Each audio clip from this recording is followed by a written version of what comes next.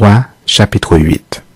Alors le roi Salomon assembla près de lui à Jérusalem les anciens d'Israël et tous les chefs des tribus, les chefs de famille des enfants d'Israël, pour transporter de la cité de David qui est Sion, l'arche de l'alliance de l'Éternel. Tous les hommes d'Israël se réunirent auprès du roi Salomon au mois d'Étanim, qui est le 7e mois, pendant la fête. Lorsque tous les anciens d'Israël furent arrivés, les sacrificateurs portèrent l'arche. Ils transportèrent l'arche de l'Éternel, la tente d'assignation et tous les ustensiles sacrés qui étaient dans la terre. Ce furent les sacrificateurs et les Lévites qui les transportèrent. Le roi Salomon et toute l'assemblée d'Israël convoqués auprès de lui se tinrent devant l'arche. Ils sacrifièrent des brebis et des bœufs qui ne purent être ni comptés ni nombrés à cause de leur multitude. Les sacrificateurs portèrent l'arche de l'alliance de l'Éternel à sa place dans le sanctuaire de la maison, dans le lieu très saint, sous les ailes des chérubins, car les chérubins avaient les ailes étendues sur la place de l'arche et ils couvraient l'arche et ses barres par-dessus. On avait donné aux barres une longueur telle que leurs extrémités se voyaient du lieu saint depuis devant le sanctuaire, mais ne se voyaient point du dehors. Elles ont été jusqu'à ce jour. Il n'y avait dans l'arche que les 2 tables de pierre que Moïse y déposa en Horeb, lorsque l'Éternel fit alliance avec les enfants d'Israël à leur sortie du pays d'Égypte. Au moment où les sacrificateurs sortirent du lieu saint, la nuée remplit la maison de l'Éternel. Les sacrificateurs ne purent y rester pour faire le service à cause de la nuée, car la gloire de l'Éternel remplissait la maison de l'Éternel. Alors Salomon dit, « L'Éternel veut habiter dans l'obscurité. J'ai bâti une maison qui sera ta demeure, un lieu où tu résideras éternellement. » Le roi tourna son visage et bénit toute l'assemblée d'Israël. Et toute l'assemblée d'Israël était debout. Et il dit, « Béni soit l'Éternel, le Dieu d'Israël, qui a parlé de sa bouche à David mon père, et qui accomplit par sa puissance ce qu'il avait déclaré en disant, depuis le jour où j'ai fait sortir d'Égypte mon peuple d'Israël, je n'ai point choisi de ville parmi toutes les tribus d'Israël pour qu'il lui fût bâti une maison où résida mon nom. Mais j'ai choisi David pour qu'il régnât sur mon peuple d'Israël. David mon père avait l'intention de bâtir une maison au nom de l'Éternel, le Dieu d'Israël. Et l'Éternel dit à David mon père, « Puisque tu as eu l'intention de bâtir une maison à mon nom, tu as bien fait d'avoir eu cette intention. Seulement ce ne sera pas toi qui bâtiras la maison, mais ce sera ton fils, sorti de tes entrailles, qui bâtira la maison à mon nom. » L'Éternel a accompli la parole qu'il avait prononcée. Je me suis élevé à la place de David mon père, et je me suis assis sur le trône d'Israël, comme l'avait annoncé l'Éternel. Et j'ai bâti la maison au nom de l'Éternel, le Dieu d'Israël. J'y ai disposé un lieu pour l'arche, et où est l'alliance de l'Éternel, l'alliance qu'il a faite avec nos pères quand il les fit sortir du pays d'Égypte. Salomon se plaça devant l'autel de l'Éternel en face de toute l'assemblée d'Israël. Il étendit ses mains vers le ciel et il dit, « Ô Éternel, Dieu d'Israël, il n'y a point de Dieu semblable à toi, ni en haut dans les cieux, ni en bas sur la terre. Tu gardes l'alliance et la miséricorde envers tes serviteurs qui marchent en ta présence de tout leur cœur. Ainsi tu as tenu parole à ton serviteur David mon père, et ce que tu as déclaré de ta bouche, tu l'accomplis en ce jour par ta puissance.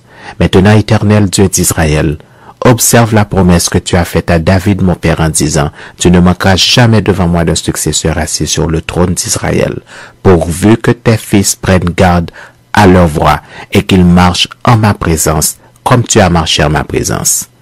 Oh, qu'elle s'accomplisse, Dieu d'Israël, la promesse que tu as faite à ton serviteur David mon père. Mais quoi? Dieu habiterait-il véritablement sur la terre? Voici les cieux des cieux, les cieux et les cieux des cieux ne peuvent te contenir. Combien moins cette maison que je t'ai bâtie. Toutefois, Éternel mon Dieu, sois attentif à la prière de ton serviteur et à sa supplication. Écoute le cri et la prière que t'adresse aujourd'hui ton serviteur. Que tes yeux soient nuit et jour ouverts sur cette maison, sur le lieu dont tu nous as dit, là sera mon nom. Écoute la prière que ton serviteur fait en ce lieu. Daigne exaucer la supplication de ton serviteur et de tout ton peuple, Israël, lorsqu'ils prieront en ce lieu. Exauce du lieu de ta demeure des cieux exauce et pardonne. Si quelqu'un pêche contre son prochain et qu'on lui impose un serment pour le faire jurer, et s'il vient jurer devant ton autel dans cette maison, écoute-le des cieux, agis et juge tes serviteurs, condamne le coupable et fais retomber sa conduite sur sa tête. Rends justice à l'innocent et traite-le selon son innocence. Quand ton peuple d'Israël sera battu par l'ennemi pour avoir péché contre toi, s'ils reviennent à toi et rendent gloire à ton nom, s'ils t'adressent des prières et des supplications dans cette maison, exauce-les des cieux, pardonne le péché de ton peuple d'Israël et ramène-les dans le pays que tu as donné à leur père. Quand le ciel sera fermé et quand il n'y aura point de pluie à cause de leur péché contre toi, s'ils prient dans ce lieu et rendent gloire à ton nom, et s'ils se détournent de leur péché parce que tu les auras châtiés, exauce-les des cieux, pardonne le péché de tes serviteurs et de ton peuple d'Israël à qui tu enseigneras la bonne voie dans laquelle ils doivent marcher, et fais venir la pluie sur la terre que tu as donnée en héritage à ton peuple. Quand la famine, la peste, la rouille, la Nile, les sauterelles d'une espèce ou d'une autre seront dans le pays, quand l'ennemi assiégera ton peuple dans son pays, dans ses portes, quand il y aura des fléaux ou des maladies quelconques, si tout ton peuple d'Israël fait entendre des prières et des supplications, et que chacun reconnaisse la plaie de son cœur et étende les mains vers cette maison, exauce-le des cieux, du lieu de ta demeure, et pardonne, agis, et rends à chacun selon ses voies. Toi qui connais le cœur de chacun, car seul tu connais le cœur de tous les enfants des hommes, et ils te craindront tout le temps qu'ils vivront dans le pays que tu as donné à nos pères. Quand l'étranger qui n'est pas de ton peuple d'Israël viendra d'un pays lointain à cause de ton nom, car on saura que ton nom est grand, ta main forte et ton bras étendu, quand il viendra prier dans cette maison, exauce-le des cieux, du lieu de ta demeure, et accorde à cet étranger tout ce qu'il te demandera, afin que tous les peuples de la terre connaissent ton nom pour te craindre comme ton peuple d'Israël, et sache que ton nom est invoqué sur cette maison que j'ai bâtie. Quand ton peuple sortira pour combattre son ennemi, en suivant la voie que tu lui auras prescrite, s'ils adressent à l'Éternel des prières, les regards tournés vers la ville que tu as choisie et vers la maison que j'ai bâtie à ton nom, exauce des cieux leurs prières et leurs supplications, et fais leur droit. Quand ils pécheront contre toi, car il n'y aura point d'homme qui ne pêche, quand tu seras irrité contre eux, et quand tu les livreras à l'ennemi, qui les emmènera captifs dans un pays ennemi, lointain ou rapproché. S'ils rentrent en eux-mêmes dans le pays où ils seront captifs, s'ils reviennent à toi et t'adressent des supplications dans le pays de ceux qui les ont amenés, et qu'ils disent, nous avons péché, nous avons commis des iniquités, nous avons fait le mal. S'ils reviennent à toi de tout leur cœur et de toute leur âme dans le pays de leurs ennemis qui les ont emmenés captifs, s'ils t'adressent des prières, les regards tournés vers leur pays que tu as donné à leur père, vers la ville que tu as choisie et vers la maison que j'ai bâtie à ton nom, exauce des cieux, du lieu de ta demeure, leurs prières et leurs supplications, et fais leur droit. Pardonne à ton peuple ses péchés et toutes ses transgressions contre toi. Excite la compassion de ceux qui les retiennent captifs, afin qu'ils aient pitié d'eux. Car ils sont ton peuple et ton héritage, et tu les as fait sortir d'Égypte du milieu d'une fournaise de fer. Que tes yeux soient ouverts sur la supplication de ton serviteur et sur la supplication de ton peuple d'Israël, pour les exaucer sur tout ce qu'ils te demanderont. Car tu les as séparés de tous les autres peuples de la terre pour en faire ton héritage, comme tu l'as déclaré par Moïse, ton serviteur, quand tu fis sortir d'Égypte nos pères, Seigneur éternel. Lorsque Salomon eut achevé d'adresser à l'Éternel toutes ses prières et cette supplication, il se leva de devant l'autel de l'Éternel où il était agenouillé, les mains étendues vers le ciel.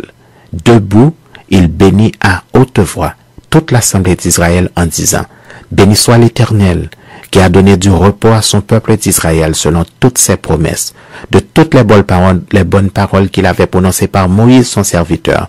Aucune n'est restée sans effet.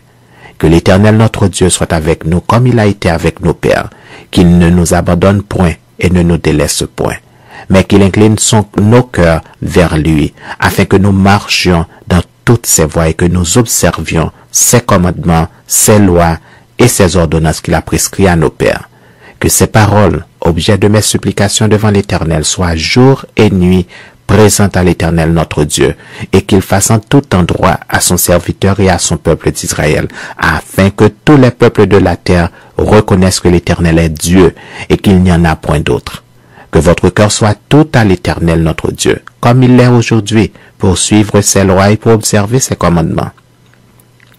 Le roi et tout Israël avec lui offrirent des sacrifices devant l'Éternel. Salomon immola 22 000 bœufs et 120 000 brebis pour le sacrifice d'action de grâce qu'il offrit à l'Éternel. Ainsi, le roi et tous les enfants d'Israël firent la dédicace de la maison de l'Éternel. En ce jour, le roi consacra le milieu du parvis qui est devant la maison de l'Éternel, car il offrit là les holocaustes, les offrandes et les graisses et des sacrifices d'action de grâce, parce que l'autel d'airain qui est devant l'Éternel était trop petit pour contenir les holocaustes, les offrandes et les graisses des sacrifices d'action de grâce. Salomon célébra la fête en ce temps-là, et tout Israël avec lui. Une grande multitude venue depuis les environs de Hamath jusqu'au torrent d'Égypte s'assembla devant l'Éternel, notre Dieu, pendant 7 jours, et 7 autres jours, soit 14 jours. Le 8e jour, il renvoya le peuple, et ils bénirent le roi et s'en allèrent dans leur tente, joyeux, et le cœur content pour tout le bien que l'Éternel avait fait à David son serviteur, et à Israël son peuple. Son peuple.